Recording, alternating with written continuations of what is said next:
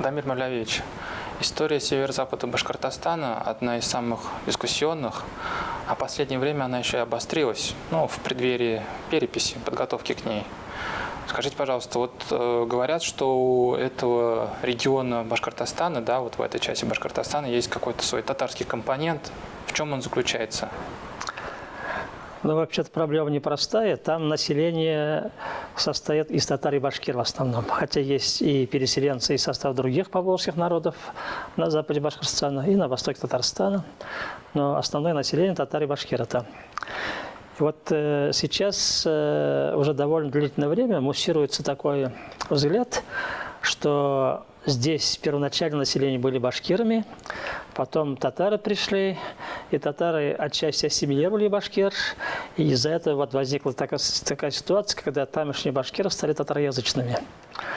Но на самом деле там ситуация гораздо более интересная, и на западе Башкортостана, на северо-западе, условно говоря, и на востоке Татарстана живут одни и те же группы, и они сейчас на востоке Татарстана полностью называются себя татарами, а на территории Башкортостана двойное наименование. Иногда себя башкиры называют, иногда татарами называют. И их фактически, эти две группы, разделить между собой сейчас невозможно. Это одна и та же этническая общность сейчас, но татароязычная. И башкирские политтехнологи, некоторые ученые башкортостанские начали говорить о том, что существует северо-западный диалект башкирского языка. На самом деле татарский язык хотят сделать северо-западным диалектом башкирского языка. И даже Ради Хабиров недавно заикнулся, что будут писать диктант, башкирский диктант на этом языке, на диалектном. По-моему, уже написали. Это вообще довольно дикое заявление, потому что пишут диктанты на литературном языке. Существует литературный башкирский язык. Если писать на диалекте северо-западном, это будет татарский литературный язык. Поэтому я вообще не представляю, что это такое будет. Но такое заявление было сделано. Это означает, что в Башкортостане есть некоторый политический проект, каким-то образом всю эту общность, а это татаро-башкирская общность, ее разделить невозможно, каким-то образом сделать составной частью башкирской нации. Башкиры реально существуют, у них республики есть, но это, настоящий башкир – это немножко другое. Это на востоке Башкортостана, у них свой литературный язык, свои диалекты там есть. А что такое северо-западный башкир – это вопрос далеко не простой. В качестве аргумента говорят, что там книги пишут, где доказывается каждый род, что за рода. Вообще башкирская этнология, она всегда жизнилась на трактовке кланового состава башкир. Особенно большую работу сделал покойный Жираев Гумерович Кузеев, большой мой друг был, он был оппонентом моей докторской диссертации. Кузеев, он дальше других продвинулся и сделал серьезные заявки по научному изучению кланового состава башкир. Я на этом вопросе остановлюсь, но сначала я хотел бы сказать несколько слов по поводу источников, которые использует башкирская сторона, особенно политтехнологи, которых сейчас развелось в Башкортостане довольно много, во главе с Салаватом Хамидуллиным. Они используют материал ревизских сказок и сельскохозяйственной переписи, не объясняя при этом, что закладывается в эти документы. Я вообще-то себя считаю очень крупным специалистом по ревизским сказкам, потому что вся моя диссертация была посвящена как раз этому материалу. Я однозначно могу сказать, что там фиксируется не этнический состав, сословная принадлежность. Там вы можете видеть рядом с термином «башкирт» такие термины: чемоданные татары, служилые татары, ясачные татары и так далее. То есть это, сословные группы. И самое интересное, эти сословные группы, они были привязаны к конкретным территориям. И сословие башкир, оно было привязано преимущественно к Уфимскому уезду, большому средневековому Уфимскому уезду. И там дело происходило так. Ряд переселенцев, которые туда переселялись, первоначально жили на башкирских землях, потом земли приобретали, или же покупали, или же приобретали через брачные связи, там брачные связи широко были распространены, смешанные, и они тоже становились владельцами земель. А так как все должны были платить ясак, они тем самым входили в башкирское имя и записывались в башкирском сословии, и не будучи этническими башкирами, их писали как башкир. Таких случаев очень много, и об этом и ученые писали в свое время, в том числе и башкортостанские ученые, это для нас вообще не новость. И поэтому вот там по ревизским сказкам установить, кто такие настоящие башкиры, не представляется возможным. Там... Немножко для сравнения, уточнения. А татары, получается, не могли владеть там землей? На них не распространялось вот это право, что было в сословии башкир? Нет, вот эта сословная принадлежность земель башкирам, она была установлена раньше, после присоединения этого края к московскому государству. И с тех пор вот эта традиция сохранялась, но это не означает, что изначально там татар не было. Я скажу, там татары были, они в немножко другой форме существовали. Это очень интересный вопрос, на этом еще мы остановимся. Но вот потом, если там пойти вслед в целом за этой проблемой, там обнаруживается целый клубок других вопросов, без решения которых об этническом составе населения говорить невозможно. И вот в качестве примеров могу привести сначала ситуацию, скажем, в Казанском крае после середины XVI века. Мы полно видим наименований в письменно-переписных книгах ясачные чуваши. На проверку оказывается, что это никакие не чуваши, а ясачные татары, которые так были зафиксированы администрацией, который имел собственные взгляды на эту проблему.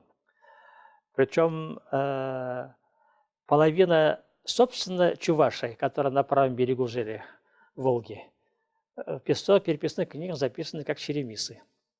Что очень интересно, это верховые марицы, вериалы. Если идти восточнее, вот мы знаем применительно к Приуралью, очень хороший материал сохранились по Пермскому краю. Это Кунгурский уезд и часть Уфимского уезда. Там обнаруживаем астяков. А эти астяки, фактически сейчас доказано, есть публикации, эти астяки являлись предками пермских татар и пермских башкир. Буквально в двух словах, вот почему чуваши это как-то переводится, и астяки тоже как-то переводится? Ну, это старые термины, там объяснение есть, но астяки – это старые наименования хантов. Да, это поэтому угорская группа возникает. А здесь применительно к чувашам, там трактовки тоже есть. Сам термин чуваш, он означает по-тюркски пахарь, земледельец, крестьянин фактически. Поэтому применительно к татарам, вот применен, к счастью, татар-ясачника применен термин чуваш, это означает, что это крестьянское сословие. А татары-помещики, служилые татары, они записаны служилыми татарами были. Вот поэтому, если так слепо идти за наименованиями, вы вообще можете ошибиться, и вот у вас тогда половина чуваш оказывается черемисами. И чуваши, это вообще с этим не согласятся ученые, они не соглашаются. Это ошибочные маркировки, но за ними, за каждым случаем есть свое объяснение. Поэтому сначала надо объяснить, с чем это связано, и только после этого можно будет уже говорить о том, что мы восстанавливаем подлинный этнический состав. Вот когда башкирские политтехнологи, особенно ученые, не очень этим увлекаются, но тоже иногда бывает, они находят этноним башкир где-то зафиксирован в источниках, они думают, что это настоящий этноним. Но в ряде случаев это просто может быть сословная принадлежность, которая имеет свою традицию. Я, например, в свое время специально занимался и обнаружил весьма интересную закономерность. В народных преданиях башкир этноним башкирт существует только у кипчакских групп южных. А в преданиях других групп башкир этого этнонима нет. Этот вопрос еще не нашел объяснения, но требуется специально над этим покорпеть, это серьезный вопрос. И вот так получается, что когда современные башкирские политтехнологи особенно, они начинают конструировать средневековых башкир, они на самом деле встают на очень скользкий путь, из которого можно прийти к ошибочным выводам. Они вот как бы находят ранних башкир, 5, 6, 7 веков в источниках, есть такой термин, бажирт называется, но тюркологи знают, что этим же этнонимом назывались и мадьяры. И поэтому вполне может быть так, что имеется в виду не вовсе тюркские группы, а угорские группы. Вот, и потом они вот от этих групп исторически ведут всех башкир, и как бы башкир оказывается древним народом, который всегда жили на этой территории, и все время, вот если называют именем башкир, это и есть башкиры. Я думаю, что это ошибочный подход и не соответствует современным научным нормам такого рода трактовки. И вот как раз Раиль Гумерович Кузеев попытался поставить на научную базу эту проблему. Это его докторская диссертация, большая книга, вышла потом «Происхождение башкирского народа», где он, исходя из изучения кланового состава башкир, фактически сделал этногенетические выводы. Он обозначил ряд групп, применив к конкретным этническим таким направлениям, какие там относятся к булгарскому, к кыпчакскому слою там, или угорскому, тюрко-угорскому слою. Он вот так разделил на ряд таких групп. Это хронологически он получается? Ну, хронологически тоже выстраивается у него. Это болгар-угорская группа, это значит перед Волжской Булгарией, да. Потом появляются кипчаки. Кипчакский слой – это уже предмонгольский слой, 11-12 века, до начала 13-го. Потом появляются другие группы, уже более поздние, там Ногайский слой, татаро-монгольский, можно сказать, и другие там такие группы. Но Кузееву, вот прежде чем начать такую операцию, ему пришлось как-то башкир разделить на ряд территориальных групп. И у него есть такое понятие «северо-западная культурная область». Это как раз соответствует современным северо-западным, так называемым башкирам или северо-западной части современного Башкортостана, ну, включая часть Восточного Татарстана. И вот, ну, можно сказать, северо-западное Приуралье, вот эта территория. Но на самом деле до Кузеева еще этот термин использовал очень видный российский ученый Сергей Иванович Руденко. Он в свое время написал очень качественную работу, двухтомную, «Башкиры». Там есть картографический материал, и он занимался картографированием элементов культуры. И у него возникла вот такая северо-западная область, которая вообще-то запад Башкортостана и даже север захватывает. Но Кузеев эту схему немножко усложнил. У него северо-западная область из 3 членов состоит. Там более северная часть, западная часть, серединная там. Он обозвал по рекам. Бельская там, Икская группа. И вот внутри этих территорий он выделил конкретно башкирские кланы по источникам. И потом, ну, это Руденко тоже в свое время делал. И потом он сделал вот этногенетический вывод на этом основании. И вот сейчас я думаю, что Раиль Гумерович в свое время сделал качественный анализ этих проблем. Но с тех пор, как Кузеев поработал, это же начало 70-х годов, уже знания наши ушли далеко вперед, и мы сейчас можем видеть, что Кузеев в чем-то был прав, а в чем-то ошибался. Вот я, например, считаю, что у него серьезные ошибки допущены были по проблеме трактовки кипчакского половецкого компонента. И сейчас я хочу на этом специально остановиться, потому что на этой базе можно посмотреть, кто такие северо-западные башкиры, так называемые. Тут главный вопрос заключается в том, почему они татароязычные. Потому что если даже их обозвать диалектом башкирского языка, все равно по своему внутреннему облику этот диалект будет татарским диалектом. Люди, которые там живут, и татары, и башкиры, говорят на одном и том же языке. А там есть и более поздние переселенцы татары, их там много. Я уже сказал, эти группы перемешаны между собой, но вот язык у них общий. Кстати, наши оппоненты говорят, что татарский язык там появился благодаря татарским учителям в начале 20 века. Да, такая трактовка существует, но эта трактовка недоказательная. Это чисто умственная конструкция, этого на самом деле нет. Вот покойный уже Радик Сибагатов работал завкафедрой татарской литературы в Башуниверситете. Он в свое время специальную работу написал, и он проанализировал топонимы, которые на северо-западе Башкортостана существуют. Но топонимы обычно бывают старыми названиями. И он доказал, что эти наименования уже в XVIII веке, иногда в XVII веке, были написаны по-татарски. Звучали как татароязычные топонимы. Если бы народ говорил там местный на другом языке, скажем, более близко к восточным башкирам, мы бы имели такие топонимы, а там их нет. Как раз вот это доказывает, что эта группа была татароязычна. И вот до 20 века. Да, и вообще-то учителя не способны такие новшества вводить. Вот в качестве примера могу привести, есть специальная работа по северной группе башкир, И там обнаруживается у северных групп башкир, это специальная передача нужна для этого, что у них в языке много сибирско-татарских элементов. И вот сейчас уже можно считать доказанным, туда было проникновение сибирских татар, шибаницких в конце 15 века. И вот прошло уже более 500 лет, а язык сохранил элементы старого языка. То есть язык быстро не меняется. И зря думать, что какие-то учителя могут быстро язык разговорный поменять у народа. Этого нет.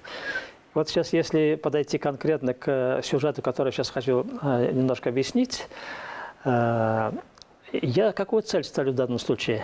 Вот есть взгляд Салавата Хамидуллина и иже с ним. Они вот каждый день талдычат, там толстые тома написали по истории башкирских кланов, доказывают, что это кондовы настоящие башкиры. Но если посмотреть конкретный материал, там мы иную картину видим исторически. Я написал в последнее время несколько работ, в том числе 2 книги у меня вышли по поводу разных аспектов средневековой истории, в том числе этого региона. Я могу сказать, что эти построения, они, как сказать, притянуты за уши и в научном плане не обоснованы. Вот сейчас, чтобы быть более конкретным, я хочу сказать, что в северо-западную область, так называемую еще со времен Кузеева там и даже Руденко, входит целый ряд кланов, я вот просто их перечислю. Это группы, ну, обычно это роды, даже не племена, роды.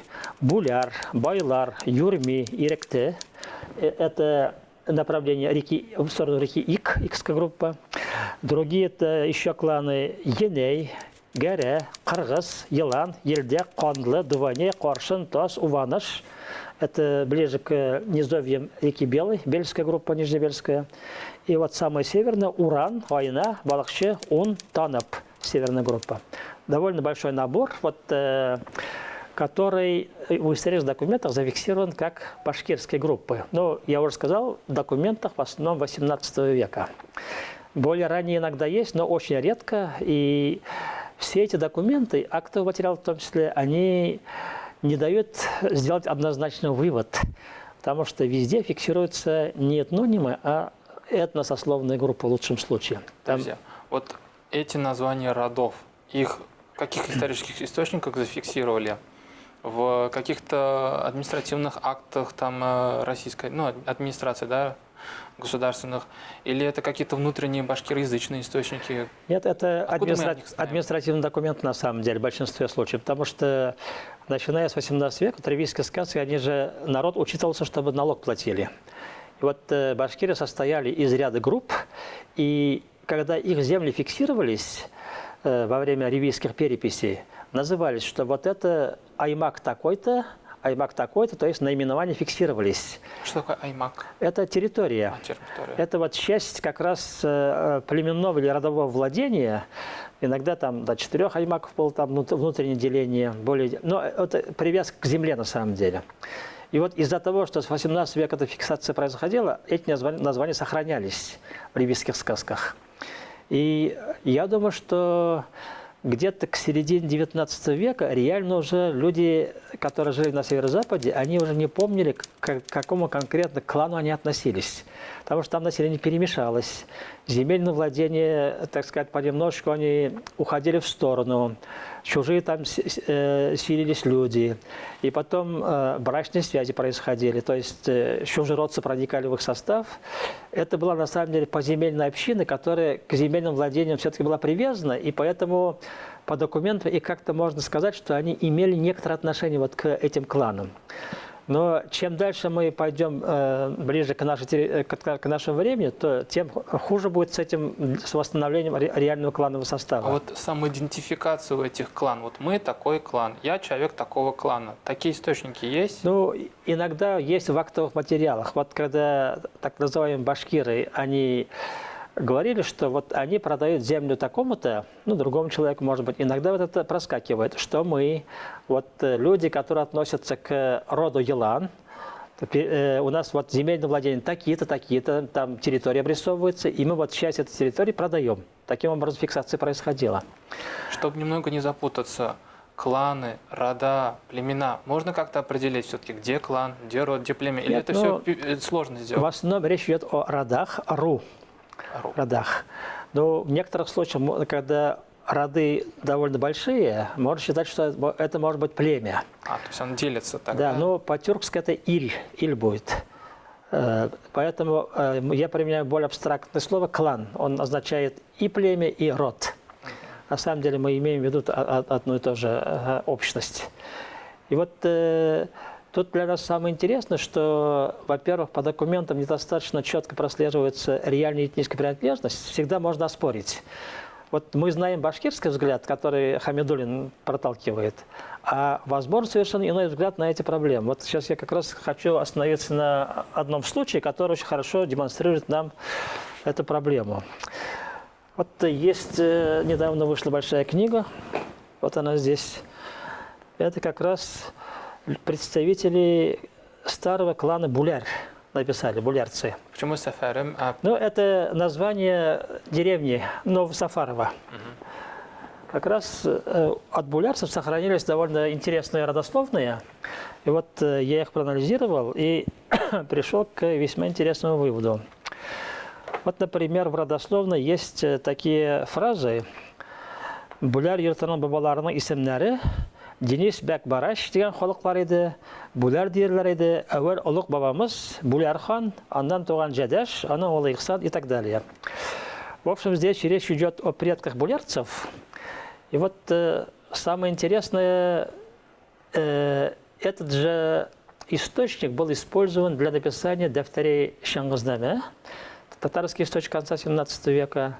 Там тоже рассказывается об этой группе, и рассказ звучит так, что во время Аксак Тимура был поход против города Шахри-Булгар.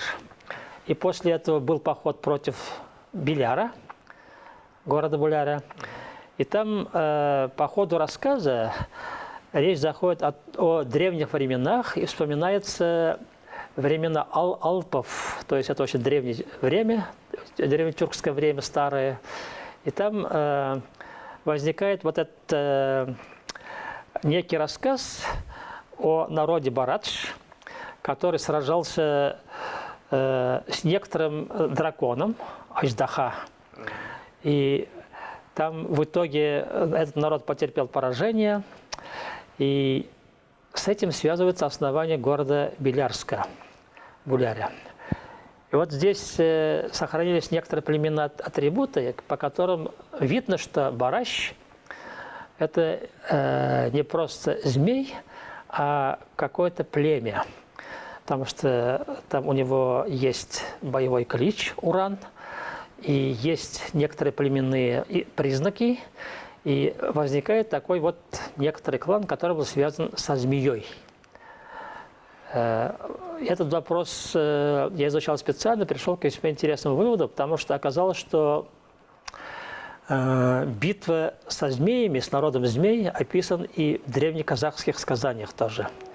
Это была огромная группа, которая имела отношение к змеям, и вот предки казахов якобы воевали и потерпели поражение. Я начал копаться дальше и обнаружил весьма любопытную такую древнюю связь и вышел на первоначальные истоки этого клана. Дело в том, что вот такой знаменитый филолог, как Махмуд Кашгари, описал в своей работе «Диван-уль-Люгат» как раз одну группу, которую он связывал с семиголовой змеей.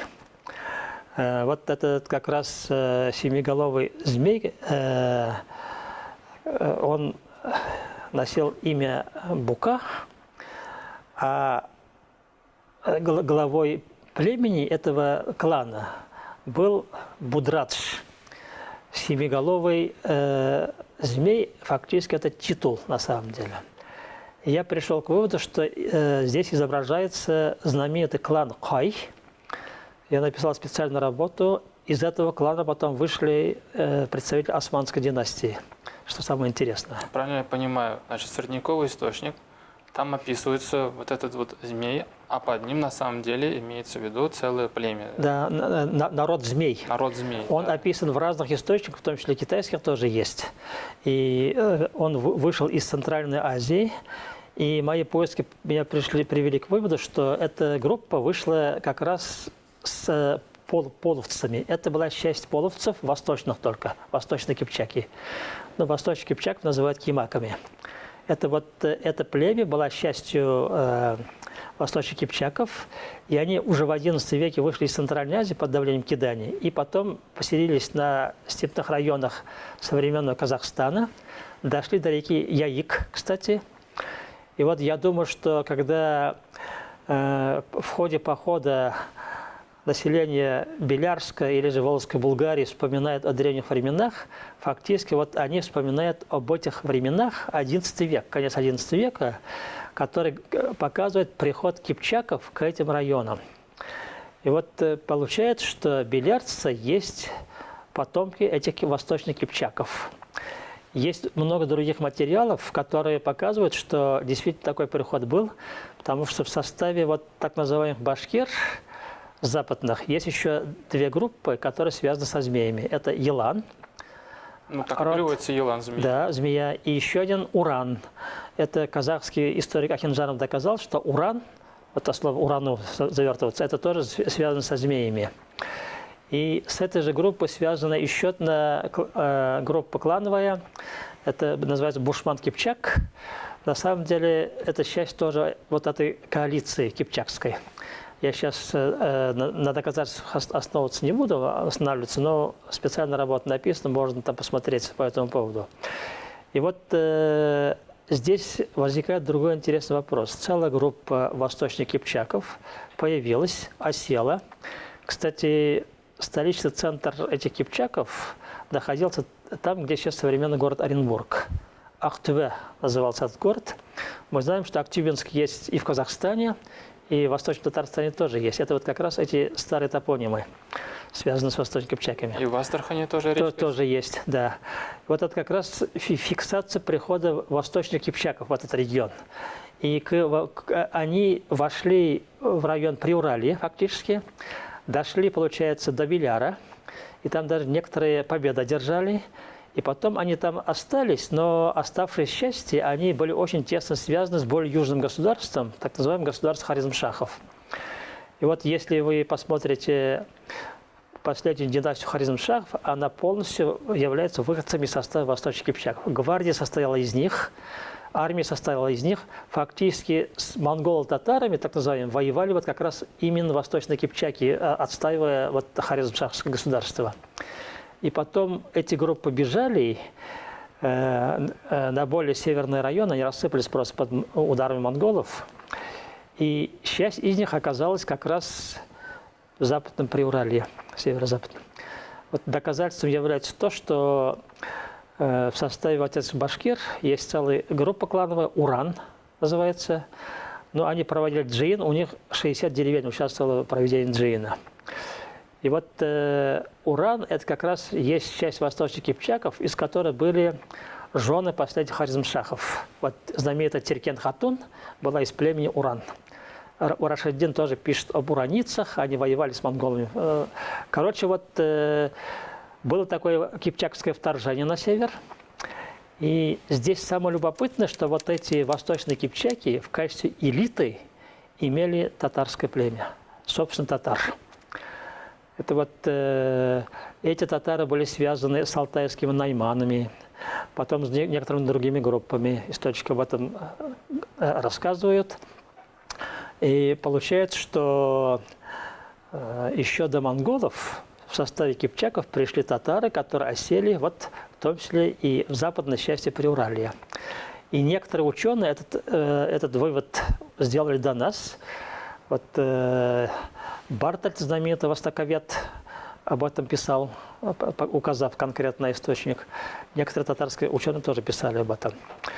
И вот возникает такой интересный хвост исторический. Татароязычность, оказывается, имеет очень длинную историю, западная группа башкир. И весь вопрос в том, когда они стали башкирами. Вот одна группа появилась, кипчакская, И с точно таким же успехом, если мы проанализируем состав северо-западных татароязычных групп, мы там обнаружим значительную группу алтайских выходцев. Вот Гирей, Мин, Кыргыз и еще ряд других групп. И об этом можно много рассказывать, но на самом деле по источникам восстанавливается, что эти группы были в свое время захвачены сыном Чингисхана Джучи, вошли в его владение, и потом вместе с ним передвигались в западном направлении, и Джучи участвовал в завоевании Волжской Булгарии, за что, я думаю, получил восточную часть Волжской Булгарии. И эти группы тут остались. И поэтому весьма любопытно следить за вопросом, рассматривать вопрос какого-нибудь этнического самосознания вот этих групп. Вот если внимательно посмотреть источники, то мы обнаруживаем такие кланы, как Кирей, Киреит, Мэн, Кыргыз, имелись в составе Ногайской Орды. И Ногайская Орда, она занимала определенное военно-политическое положение вот Приуралье, на юг от Уфы современной. Там было владение Ногайской Орды. Западная часть принадлежала Казанскому ханству, восточная часть Сибирскому ханству. И вот мне кажется, что башкирским ученым не удастся доказать, что вот такие группы, как Кыргыз, там Мэн, Гирей и так далее, которые были связаны с Ногайской Ордой, они имели, пока Ногайская Орда существовала, башкирское сознание. У них не было башкирского сознания, это доказать невозможно. Но зато они имеют в составе ногайцев. И современные вот потомки этих групп, которые уже в составе сейчас кавказских ногайцев, они себя ногайцами считают. И я думаю, что был прав Раиль Гумерович Кузеев, который сказал, что башкиры как этнос консолидировались только в 17 веке. И вот до этого там была другая ситуация. Могли быть племенные сознания, что и фиксируем вот по земельных документах. Но такого, что общебашкирского сознания, я думаю, что не было. Вот, кстати, да, интересный вопрос. Сейчас в Башкирии ведется планомерная работа по популяризации именно, вот, так сказать, клановой идентичности, да? Большое количество кланов. И у меня вопрос, а вот эти сами кланы-то ощущали себя, как вот мы в сумме есть башкиры? Хотя бы исторические источники остались, или это все какие-то конструкции современные? Вот таких документов на самом деле нет. Есть только вот некоторые дословные, которые стягивают вот эти башкирские кланы в некоторое единство. Но вот сохранилась такая одна большая родословная. Но там, если начинаешь смотреть, то на начальной позиции башкир превращается в иштяков. Начинается от иштяка. Я уже сказал, что такая группа существовала в составе башкиров, в том числе, но и пермских татар. Это значит, здесь фактически угорское происхождение фиксируется. И у башкир вообще это очень сложный вопрос. Вот когда этноним у них закрепился окончательно, там есть свои нюансы, но могу сказать, что вот такая восточная группа башкир, как айлинцы, айлинский башкир, группа Ай, есть в составе сибирских татар. Они в одном документе 18 века прямо сказали: мы булгарские иштяки, булгарлық иштякбіз. Вот у них самосознание. То есть здесь очень трудно вот найти, собственно, башкир. Я думаю, что в определенной мере то, что нам выдают за башкирскую идентичность, это поздняя конструкция, которая была сделана башкирскими идеологами, которые вот до сих пор пытаются стянуть в один общий этнос разные группы. Создание окончательно башкирской нации еще не завершено. Вот сейчас идет битва за так называемых западных башкир. И здесь они как раз с татарами воюют по этому поводу. И по этой части я могу сказать, что несмотря на все усилия вот западных башкир, ну и северо-западных, татароязычных, я думаю, в состав башкир интегрировать будет очень сложно. Языковой фактор очень важный. Вот почему башкирские идеологи современно пытаются сначала этих людей записать башкирами, а потом вслед за этим ввести туда преподавание башкирского языка, литературного. Они хотят вот через такую операцию их втянуть в общее русло развития башкирской нации. Но это же у них сейчас уже противоречия начались. Они как бы литературное башкирское тоже не могут отринуть, а уже объявили здешний говор местный диалектом башкирского языка. То есть получается, что башкиры вообще-то имеют две языковые формы. И даже западную часть формы они хотят сделать уже литературным языком, потому что диктант на этом писать уже начали. Да, хотя, по-моему, еще два диалекта есть Да. крупных в башкирском Это языке. я буквально вчера прочитал высказывание вот одного из лидеров организации Башкирт Алчинова, который категорически против этого выступает. Он говорит, литературная форма должна быть одна. Мы не должны навязывать, скажем, тем группам, которые не хотят этого, собственную литературную форму. Он против выступает от того, что у башкир были вот две литературные формы. Так что у них внутреннее противоречие тоже есть. Тут бы одну литературную форму сохранить. Ну вот поэтому я обобщая могу сказать, что если идти вслед за историческими источниками, то мы никоим образом не можем сказать, что вот изначально все это было башкирское. Там существовали целый ряд групп, которые имеют совершенно разное происхождение. Причем очень важно вот зафиксировать, татаро-монгольские группы существовали, в том числе вот пришедшие джуши. Более ранние кыпчаки существовали. И у этого золотоордынского слоя есть мощный татарский компонент, который и на язык повлиял. И поэтому считать, что, вот, что коренные группы здесь, коренное население, было изначально башкирское, ну просто невозможно. Это исторические источники это не подтверждают. И поэтому я считаю, что мыслительные операции, которыми занимается Салават Хамидуллин, это есть конструкт, совершенно конкретно политической целью сделать из всех вот этих западных групп башкир, собственно. Но, конечно, эта операция, я думаю, что закончится поражением этих политтехнологов, но такая работа ведется. Вот я отслеживаю, и сегодня там опять началась возня в разных деревнях. Сейчас вот эти политтехнологи уфимские приезжают и доказывают, что вы никакие не татары, вы башкиры, поэтому вы должны башкирский язык изучать. Эта работа ведется. Поэтому здесь есть четкая целевая задача, а вот задача нас, ученых, показать, что это непростое дело. Надо посмотреть и исторический хвост длинный, который был. И потом я вот еще хочу две вещи обозначить, просто уже остановиться не буду. Во-первых, сам термин башкир довольно интересный. Я на истории не буду останавливаться, но могу сказать, что в 1320 году на этой территории был один венгерский миссионер, Иоганнко Венгер. Он пишет о Башгардии, о правителях этой территории. И он упоминает еще провинцию Сибирь, Сибург называет, о взаимных контактах этих двух областей. Там, я думаю, что и там в это время шибаниты правили, то есть потомки джучи на самом деле. И вот здесь он упоминает и татар тоже. Среди правителей, среди судей, ну, господствующий слой был. То есть Иоганнко Венгер фиксирует присутствие татар на этой территории. И это, как сказать, Башгардия, получается, это название территории на самом деле. И я думаю, что вот это название территории на самом деле и привело к закреплению вот термина башкирт в более позднее время. Это примерно то же самое. Вот Казанское ханство параллельно называлось Булгар-Вилаята, булгарский. Вплоть до времени существования Казанского ханства термин фиксируется. Уже Булгар давно не было, а наименование осталось.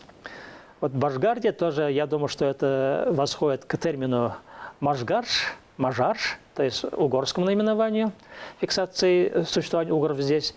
И вот этот термин, фактически географическое понятие, здесь закрепилось. И те группы разного происхождения, которые сюда приходили, там оседали, они фактически вот начинали маркироваться этим наименованием. Но у них происхождение совершенно разное было. И они, так как башкиры не имели здесь государственности собственной, все время там в составе Золотой Орды и более позднее время приходились на разных ханствах они жили.